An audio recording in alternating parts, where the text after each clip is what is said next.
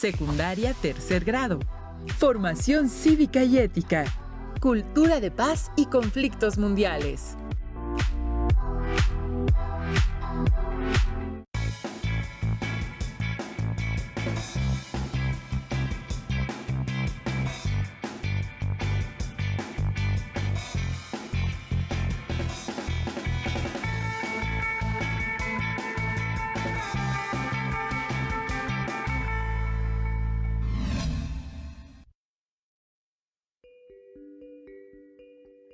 Bienvenidas y bienvenidos a esta sesión de la asignatura Formación Cívica y Ética de tercer grado. Me da mucho gusto volver a saludarles y continuar con la estrategia Aprende en Casa 3. Soy la profesora Elizabeth Velázquez Campos y me encuentro con el profesor Víctor López Avilés. Juntos guiaremos esta sesión que tiene como propósito reflexionar sobre el significado de la cultura de paz en la solución de conflictos mundiales. Bienvenido, profesor. Gracias. Espero que estén muy bien. Es un placer para mí estar con todas y todos ustedes, compartiendo esta experiencia a distancia.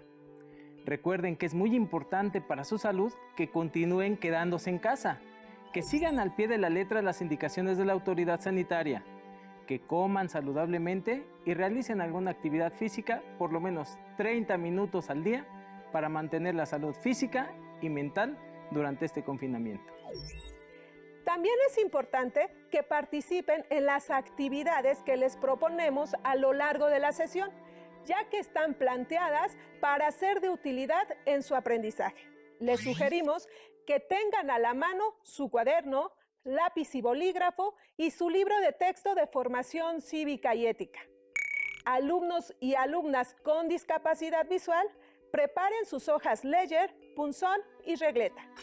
Les invito a que anoten las ideas principales, preguntas y reflexiones que surjan a partir del tema que estudiaremos, cultura de paz y conflictos mundiales. ¿Listas? ¿Listos? ¡Empecemos!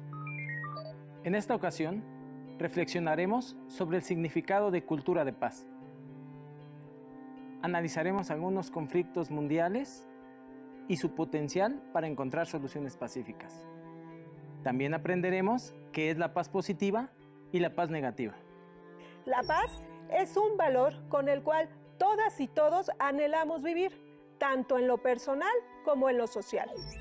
Esta ayuda a las naciones a buscar mecanismos para mantenerla de manera constante en sus sociedades, pues es un derecho de todos los seres humanos.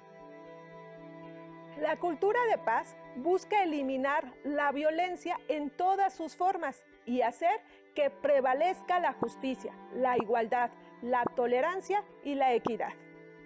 A lo largo de la historia se han asociado conflictos con la violencia. Se mencionan conflictos bélicos, conflictos militares, conflictos sociales. Sin embargo, desde la cultura de paz se considera que el conflicto es inherente a las relaciones humanas, así que el problema no es que existan o no. Lo que determina que sean constructivos o destructivos es el uso de la violencia y la manera de manejarlos o enfrentarlos. Tenemos la participación de dos alumnas de tercer grado de secundaria que nos compartieron la investigación que realizaron sobre lo que significa el término cultura de paz. Pongamos atención a lo que nos dicen Daniela y Maripaz. Adelante con los videos. En cuanto al significado de cultura de paz, yo encontré que la UNESCO invita a sus países miembros para que ofrezcan programas de educación en donde enseñen que la cultura de paz es un sistema de actitudes, valores y habilidades basados en el respeto de la dignidad humana, mediante el rechazo de la violencia y promoviendo la tolerancia, la empatía y el diálogo tanto entre personas como en naciones. De esta manera, puede lograr que las sociedades sean más inclusivas, solidarias y menos violentas. La cultura de paz, también basada en el respeto a los derechos humanos, el multiculturalismo y la convivencia armónica entre personas, naciones y sociedades. Según la Organización de las Naciones Unidas, la cultura de paz consiste en rechazar la violencia y prevenir conflictos mediante una serie de valores y actitudes para solucionar los problemas mediante mecanismos de resolución de conflictos, como lo es la negociación y el diálogo, siempre basados en el respeto a los derechos humanos. Esto aplica para las relaciones entre las personas, la sociedad y entre los países. Tiene que ver con rechazar todo tipo de violencia como la física, la sexual, la psicológica, económica y social, en particular en los grupos más vulnerables, así como las diferencias de credo o ideología entre los países. Gracias por participar, Daniela y Maripaz. Estas alumnas nos presentaron información en donde nos explican que la cultura de paz consiste en rechazar la violencia y analizar conflictos mediante mecanismos como la negociación y el diálogo. En estos momentos, a causa de la pandemia por COVID-19, puede ser que todas y todos los miembros de su familia se encuentren realizando actividades como el trabajo o la escuela, desde casa. Eso puede que haya causado conflicto entre ustedes por diversas razones. Piensen en una situación de conflicto en la que se hayan visto involucradas o involucrados con algún miembro de su familia. Escriban en su cuaderno las siguientes preguntas y anoten las respuestas a cada una de ellas. ¿Por qué razones se dio el conflicto? ¿Qué postura tuve ante esta situación? ¿Cómo me sentí durante y después del conflicto? ¿Se solucionó rápidamente el conflicto? ¿Te acercaste a la otra persona para conocer las emociones que tuvo durante y después del conflicto? Háganle las mismas preguntas a la persona con la que se presentó el conflicto y comparen sus respuestas con las que ella o él les dieron. Piensen en cómo solventar la situación y si ambos estuvieron satisfechos con la resolución. Analicen y comparen sus respuestas. Tomen en cuenta que, para resolver un conflicto, es muy importante la postura que tomen ambas partes y la disposición que tengan para arreglar la situación, pues se necesita respeto, tolerancia, empatía, comprensión y una respuesta asertiva de ambas partes para llegar a acuerdos que les satisfagan. Traten de dar siempre el primer paso para solucionar el conflicto en el que se vean involucradas o involucrados. Pero antes, traten de seguir los siguientes puntos. Traten de calmarse para dejar de lado el enojo o la ira. Analicen la situación e identifiquen por qué inició y qué tanto es su responsabilidad. Cuando la otra parte se encuentre en una postura cordial, acérquense para que juntas y juntos busquen una solución. La solución debe satisfacer a ambas partes. Respetar los acuerdos a los que hayan llegado para evitar futuros conflictos. Recuerden también que una situación conflictiva se puede resolver de distintas maneras, pero siempre es importante cuidar la dignidad e integridad de las personas involucradas. El conflicto se puede presentar en distintos contextos: familiar, escolar, comunitario y entre las distintas naciones del mundo. Los conflictos mundiales obedecen a distintas causas, algunas de las cuales son la desigualdad, la pobreza, el analfabetismo y la dificultad de satisfacer las necesidades básicas de las naciones menos desarrolladas. A lo largo de la historia, se han dado diversos conflictos entre las naciones por diversos desacuerdos e intolerancias a las diferentes ideologías, religiones o por racismo, entre muchos otros motivos. De ahí que la ONU busque entre sus países miembros estrategias para educar a la población en la resolución pacífica de conflictos. Esta iniciativa busca establecer en todo el mundo una cultura para la paz. La falta de respeto y la tolerancia entre las diferentes culturas ha llevado a la humanidad a dos grandes guerras. Solo en la Segunda Guerra Mundial hubo entre 50 y 70 millones de víctimas. Como resultado de estos conflictos armados, surge la Organización de las Naciones Unidas, ONU, que tiene como uno de sus objetivos la misión de defender los derechos humanos y promover mecanismos de defensa de la paz. Uno de estos mecanismos es promover la cultura de paz. En 1999 surge el Programa de Acción sobre una Cultura de Paz, en donde se establecieron las estrategias que los países miembros deben de llevar a cabo para la construcción de la paz dentro y fuera de sus fronteras. Veamos solo los 3 primeros artículos de este programa y algunos de los puntos a los que hace referencia. Artículo 1. Una cultura de paz es un conjunto de valores, actitudes, tradiciones, comportamientos y estilos de vida basados en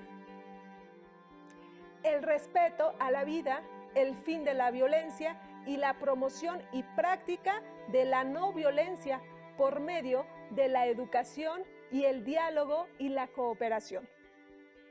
El respeto pleno y la promoción de todos los derechos humanos y las libertades fundamentales.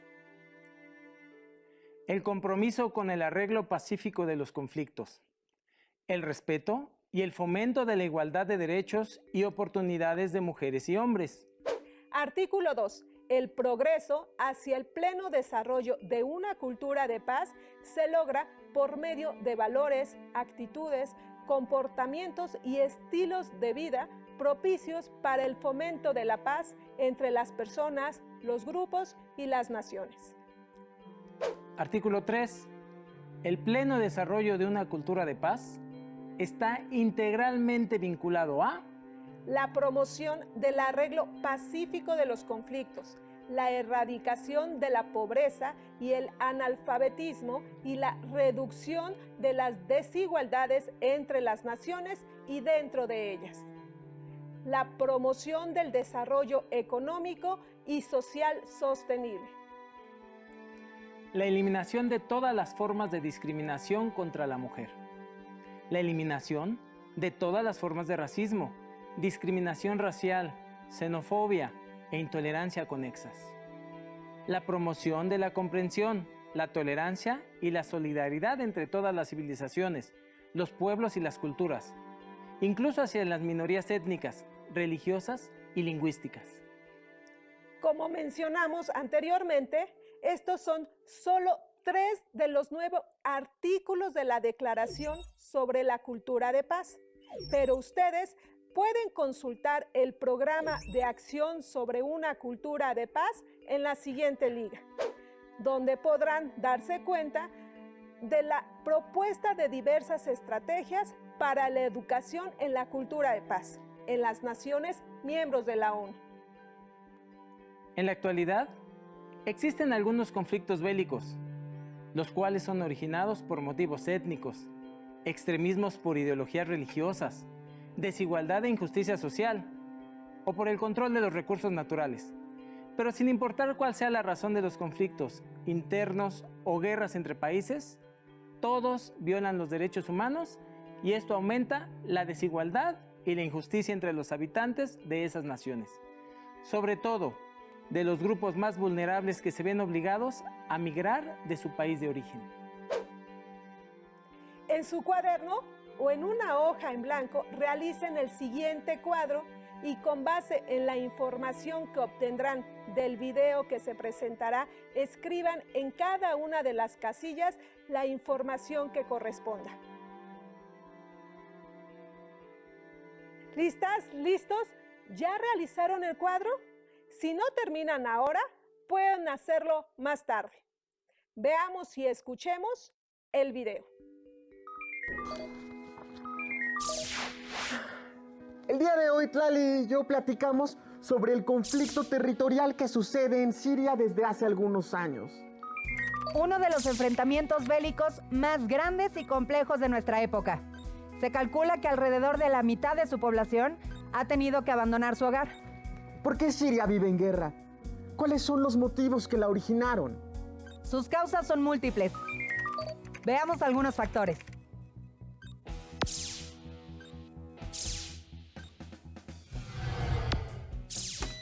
Uno de los principales factores en el conflicto bélico de Siria es su ubicación geográfica. Se localiza al suroeste de Asia, en una zona estratégica que es paso hacia los mayores yacimientos de petróleo en el mundo. A lo largo de su historia, esta región ha sido punto de intercambio comercial, social y cultural entre Oriente y Occidente. Su control ha sido disputado por múltiples imperios, gobiernos y poderes. El territorio sirio forma parte del desierto, por el que se puede trasladar directamente petróleo y gas natural del Golfo Pérsico hacia Europa Occidental. Algunas potencias mundiales buscan el dominio de la zona para garantizar el abasto de tales energéticos. Si la región donde se ubica Siria conecta Oriente con Occidente, quiere decir que ha sido punto de encuentro de diversas culturas. Así es. Continuemos con la cápsula.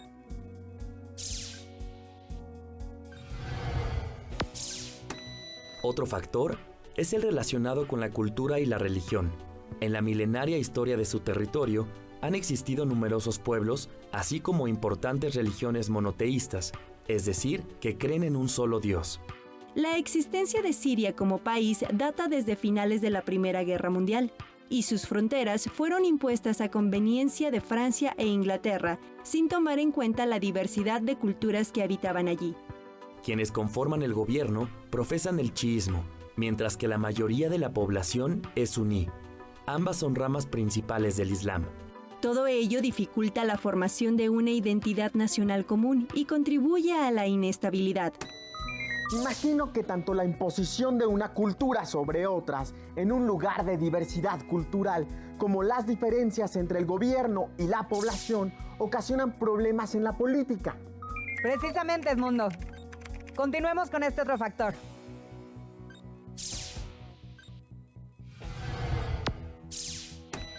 La política siria es inestable debido, entre otras cosas, a un gobierno severo y dominante que fue encabezado por Hafez al-Assad durante 30 años y continuado por su hijo Bashar al-Assad. A lo cual se suma el descontento de la población por la débil economía y la constante represión. Las revueltas en los países árabes durante 2011, con las que la población exigía mayor democracia, influyeron en el inicio del conflicto en Siria, pero fueron reprimidas con violencia.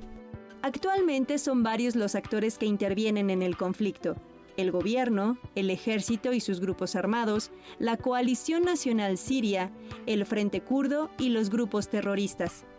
Además, están involucrados otros países que tienen interés en controlar esta zona estratégica de acceso directo a los recursos energéticos del Golfo Pérsico, por lo que apoyan con armamento a los distintos grupos según su conveniencia. Algunos otros rivalizan con el régimen para afianzarse como potencia en la región. Y otros respaldan al gobierno por intereses militares o por buscar su expansión económica en la zona. Ahora entiendo los múltiples factores y actores del conflicto en Siria. La falta de entendimiento entre las diversas culturas que conforman la población y las diferencias con el gobierno dividieron al país.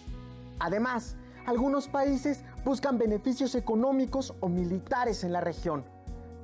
Pero ¿dónde queda el bienestar de la población civil? Ese es el mayor problema.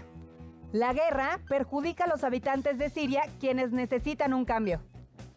Ante problemas como este, vale la pena reflexionar y preguntarnos qué actitudes son necesarias favorecer para lograr avances en la solución de conflictos. Te agradezco la información, Tlali. De nada, Edmundo. Nos vemos en el camino. La guerra en Siria inició en el año 2011 y desde entonces el conflicto entre ambos grupos ha destruido gran parte de esa región. Esto ha ocasionado que las y los habitantes migren a ciudades de otros países, pues los bombardeos han acabado con gran parte de la nación, derrumbado viviendas, hospitales, escuelas, lo que ha originado que se violenten los derechos humanos de las y los ciudadanos sirios. Ahora vertamos la información que el video nos proporcionó en el cuadro que realizaron con anterioridad. ¿Les parece? Escribamos en la fila de conflicto interno, en la casilla de país, Siria. En la casilla de causas, ubicación geográfica, recursos naturales, cultura y religión, grupo chiita, minoría, el gobierno, grupo suri, mayoría, resto de la población. En la casilla de consecuencias, inestabilidad política, economía débil, represión por parte del gobierno, surgimiento de grupos terroristas, pobreza. En la casilla de solución, promoción de la comprensión, la tolerancia, el respeto pleno y la promoción de todos los derechos humanos y las libertades fundamentales. Estos puntos son los que propone la ONU para la construcción de la paz. Les acabamos de mostrar un ejemplo. Más adelante ustedes podrán investigar sobre la guerra civil en Yemen, sobre las guerras entre Israel y Palestina, entre Irak y Afganistán. Viertan la información en el cuadro que acabamos de realizar. ¿Cómo van hasta aquí? ¿Nos hemos explicado con claridad? Espero que así sea. Continuemos. Según la ONU, hay 193 países que son miembros de esta organización, de los cuales la mayoría viven en situación de paz, es decir, no se encuentran en conflicto con otras naciones ni al interior de su territorio, como en el ejemplo de Siria. Sin embargo, existen otras situaciones dentro de los territorios que ocasionan que no todas y todos sus habitantes perciban una situación de paz en su vida cotidiana. Debe considerarse que las políticas económicas y sociales de algunos países ocasionan que sus habitantes vivan en situación de pobreza, desigualdad social e injusticia, aunque también hay países que procuran brindar a sus ciudadanas y ciudadanos el pleno cumplimiento de los derechos humanos. Estas situaciones sociales las podemos definir como paz positiva y paz negativa. Pongamos atención a los videos que nos enviaron las alumnas Daniela y Jimena. Adelante con los videos. Encontré que la paz positiva es cuando no hay violencia directa o se da muy poco, y en los países existe un grado muy alto de justicia social, tolerancia e igualdad de equidad social y armonía. También existe cooperación de las partes para la resolución pacífica de conflictos.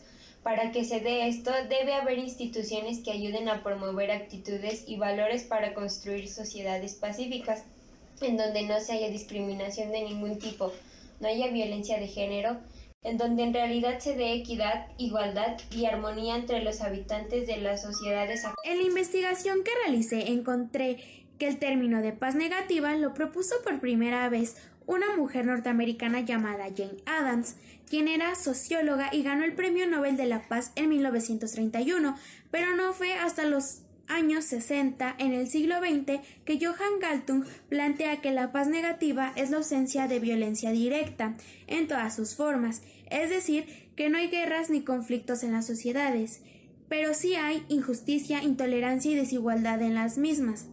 Actualmente, se entiende como paz negativa eliminar o disminuir todo tipo de violencia directa entre los países o en las distintas sociedades. Por ejemplo, en México podríamos tratar de erradicar la violencia intrafamiliar, la violencia hacia las mujeres o la discriminación de los pueblos indígenas o de las personas con alguna discapacidad, es decir, no se violen los derechos. Gracias, Jimena y Daniela. Con base en la información que sus compañeras nos compartieron, podemos concluir que la paz positiva se fundamenta en el respeto y la justicia. Se recupera el concepto de Gandhi de no violencia para utilizarse en los movimientos en favor de los derechos civiles y en protestas pacíficas que rechazan la violencia. En cuanto a la paz negativa, se parte de la idea de que mantener relaciones armónicas implica eliminar toda clase de conflictos, no luchar por resolverlos, aunque nos perjudiquen y lastimen, aunque haya injusticia, intolerancia y desigualdad en ellas. Este tipo de violencia se da en países que simulan vivir en democracia, donde impera la corrupción, existen la delincuencia organizada, pobreza, desigualdad social, falta de respeto a los derechos humanos de los demás grupos vulnerables de la sociedad, como los niños, niñas, adolescentes, mujeres, pueblos indígenas, entre otros. Recordemos que, si queremos relaciones interpersonales armoniosas, estas deben de estar basadas en valores como la empatía, asertividad, tolerancia y respeto. Valores que, acompañados con herramientas como la negociación y el diálogo, nos ayudarán a resolver todo tipo de conflicto en la interacción social. Pues el cambio y la paz en las sociedades del mundo se da a partir del cambio en cada persona. Compartan con sus familiares lo que aprendieron en la sesión y reflexionen sobre el tipo de paz que vivimos en México. Profesor, muchas gracias por acompañarme en esta sesión. Para conocer más sobre el tema, pueden revisar los libros de texto de formación cívica y ética. Les invito a continuar con sus aprendizajes y aprovechar al máximo la estrategia Aprende en Casa 3. Hasta pronto. Si tienes dudas o necesitas ayuda, llama al Centro de Apoyo Pedagógico a Distancia. El número de teléfono para secundaria es el 55 36 01 71 23. Si requieres consultar los libros de texto en versión digital, recuerda que los puedes encontrar en la página conalitec.cep.gov.mx. Y recuerda que también cuentas con el sitio aprendeencasa.cep.gov.mx, en donde podrás ver nuevamente los videos de los programas y además encontrarás actividades para fortalecer tus aprendizajes. También te invitamos a que consultes la plataforma nuevaescuelamexicana.cep.gov.mx.